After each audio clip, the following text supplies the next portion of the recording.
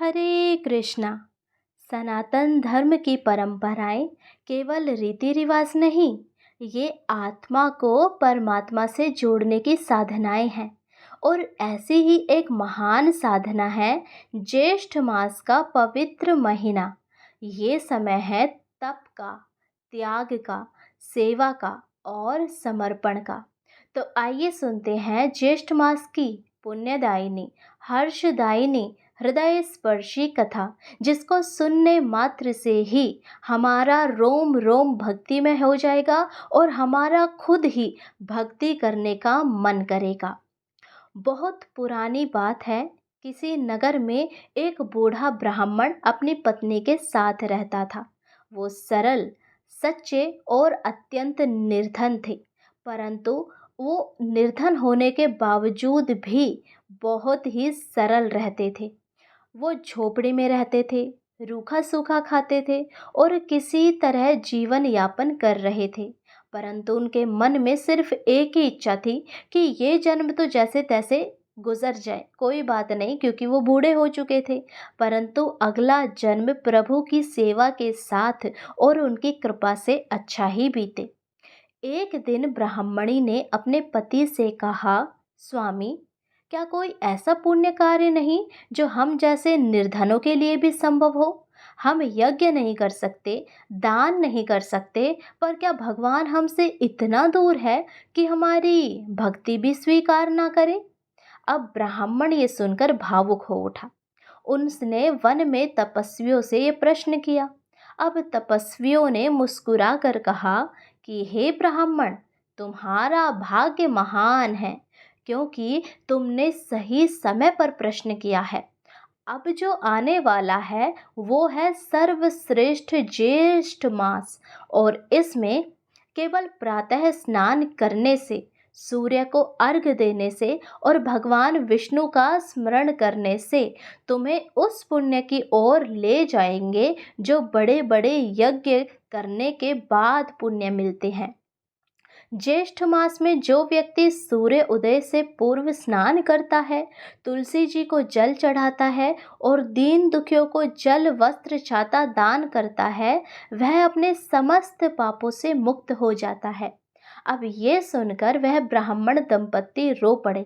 उन्होंने निश्चय किया कि अब वह ये संकल्प निभाएंगे, चाहे पेट में अनाज हो या ना हो, लेकिन प्रभु के नाम में कोई कमी नहीं आएगी। बस फिर क्या था।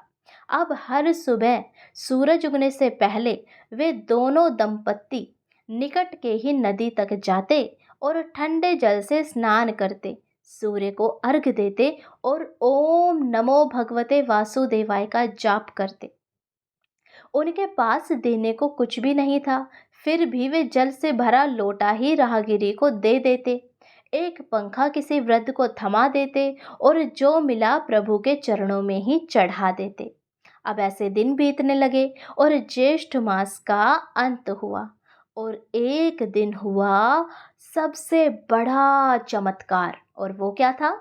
एक दिन प्रभु विष्णु उनके स्वप्न में प्रकट हुए और उन्होंने कहा, वत्स, तुमने श्रद्धा से जो किया वह मेरे लिए सबसे प्रिय है। मुझे कोई महंगे चढ़ावे की आवश्यकता नहीं, बस मेरे लिए मन सच्चा होना चाहिए, और तुम्हारा मन निर्मल, साफ और सच्चा है। अब इस जन्म के बाद तुम्हें स्वर्ग नहीं, मेरा धाम मिलेगा, जहाँ कोई पीड़ा नहीं, कोई अभाव नहीं, केवल प्रेम, भक्ति और मोक्ष है।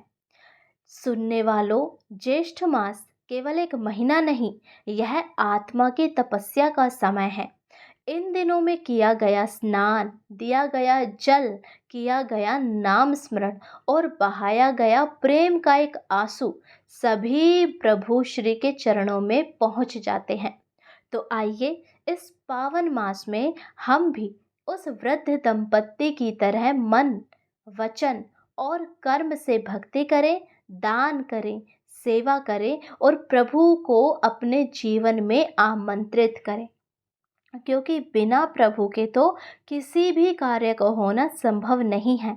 यदि कोई ऐसा कार्य है जो अटका हुआ है, हो नहीं रहा तो केवल हाथ खड़े करके प्रभु पर छोड़ दीजिए कि प्रभु आप जानो, आपका कार्य जाने, हम तो सिर्फ आपके भरोसे हैं। उसके बाद देखिए कि कैसा चमत्कार होता है और कैसे प्रभु हमारी सुनते भी हैं और सारे कार्य सिद्ध भी करते हैं। यदि आपको ये कथा अच्छी लगी हो तो कमेंट बॉक्स में हरि बोल अवश्य लिखें और चैनल को सब्सक्राइब करें, वीडियो को लाइक करें, जितना हो सके सबके साथ शेयर करें ताकि हर कोई इस ज्येष्ठ के पावन महीने में प्रभु का नाम स्मरण कर सके और उनका जय जयकार, उनका गुणगान गा सके ताकि हर किसी के जीवन में परम शांति की अनुभूति हो और हर कोई भगवान की सेवा में लग जाए। हरि बोल। जय श्री कृष्ण।